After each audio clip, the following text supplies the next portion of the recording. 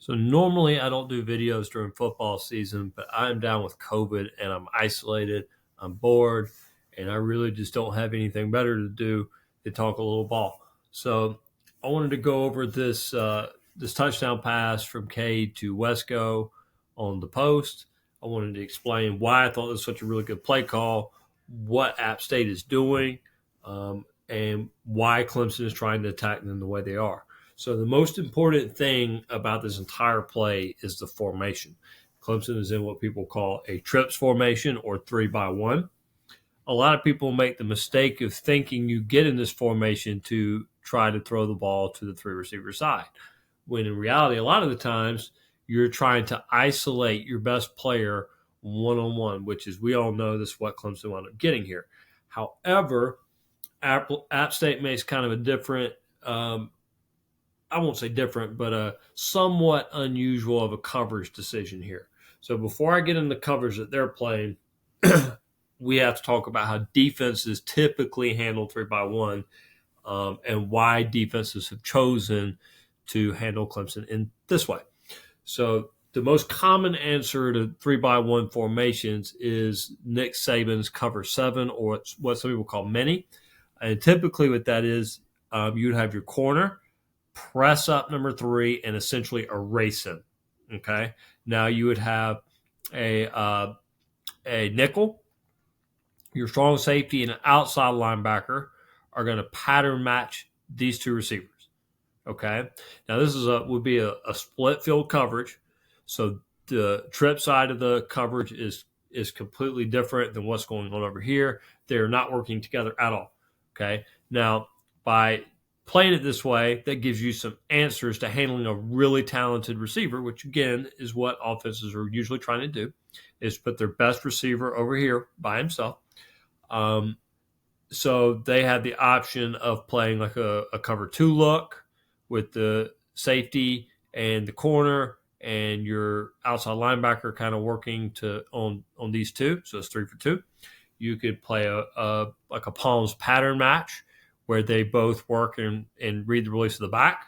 You could play 2-man. You got a lot of options over here. So this coverage, a split field coverage called mini or cover 7, allows you to get 4-on-3 over here with pattern matching on these two using this half of the defense, while you have a lot of options to handling a really talented receiver and possibly a speedy back as well with these 3 defenders. Okay. Now, App State chooses not to do this. They actually used a coverage that Georgia used very effectively on us. That's called cover 9 or poach. Okay. Now, there's a lot of things that tell me pre-snap that this is poach. Okay. For one, if this was cover 7, this nickel or outside linebacker, whatever you would call him, would be splitting the difference. He'd be apexing number 3 and number 2. Okay, but we notice here that he is playing outside leverage on number 2. So that's a red flag. Next, we see that our corner, rather than being pressed up, is playing off. Okay, and his eyes are clearly locked on number 2. That wouldn't be the case in cover 7.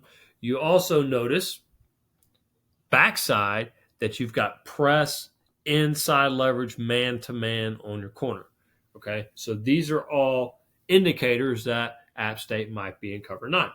Okay, now App State, just like Georgia did last week, by the way, is choosing this coverage for 2 main reasons. One, cover 7 has a huge problem with anything that crosses the field and runs up the hash. Okay, that puts this safety in a bind. Remember, it's 7's a split field coverage, so this guy here, okay, has to chase anything deep by number 1 over here. Okay. The other problem with cover 7 is a lot of times you could be short a defender in the flat. Okay. There are things that you can run like stick, snag, and things like that can free a guy up underneath. Okay. Nobody up until this point has respected Clemson at this position. I mean, why would you, right? We all saw the Georgia game last week. Georgia they played cover 9 and easily took this guy out of the game. Second, Maffa, as good of a runner he is, he's not somebody that's going to make you miss in space. He's not an exceptional route runner or anything like that. He's a big bruising back. so you don't worry about him being matched up in man coverage by a linebacker. It just doesn't scare you. Okay. Second, when you play this coverage I'm about to show you called cover 9, it allows you to get an extra hat underneath to the 3-man side, which you noticed last week in the Georgia game. A lot of times it just seemed like everything was really tight. Okay, so I'm going to run the play, and I'm going to pause it really quick. Okay, so first thing we notice at the snap is this safety right here. Okay, in cover 9, rather than it being a split field coverage, this safety is looking to poach number 3 coming across the field. Okay, so now because the free safety is poaching number 3, that means the strong safety and the corner can now pattern match the release of number 2. Okay. The outside linebacker now is going to try to reroute number 3 vertical. Okay. And they actually have an extra hat now to the trip side. Okay. But now because he is poaching, okay, and he cannot immediately get over the top of a vertical or post or anything by the single receiver, they have to play man backside. Okay, that's the big weakness in 9. Man backside. He's man on man. And somebody here, probably this cat, is man on Maffa. Okay, now what Riley does is he probably already knows this coverage and what's going on.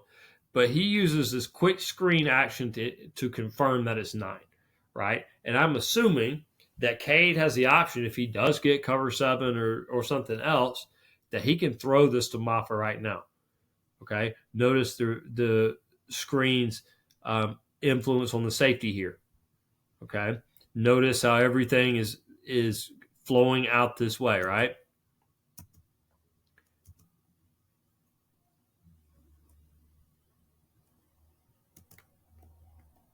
Okay, so because of this coverage, cover 9, this safety's flat-footed, and he has no chance. The biggest difference here is we've put an athlete out here with speed who is able to take advantage of this matchup. Okay, notice his release right off the jump. He's able to get this guy stacked. He's beaten now. Okay, all Cade has to do is wait for him to break off his route and clear the safety. Honestly, I think he could have got this ball out a little quicker. Okay, if you just look where the safety is, but very good play call here by Garrett Riley. He got speed at X. He isolated it. He froze the safety with not only the razor motion, but with the screen action. He gave Cade an out in case the coverage was wrong. He always could have thrown the screen.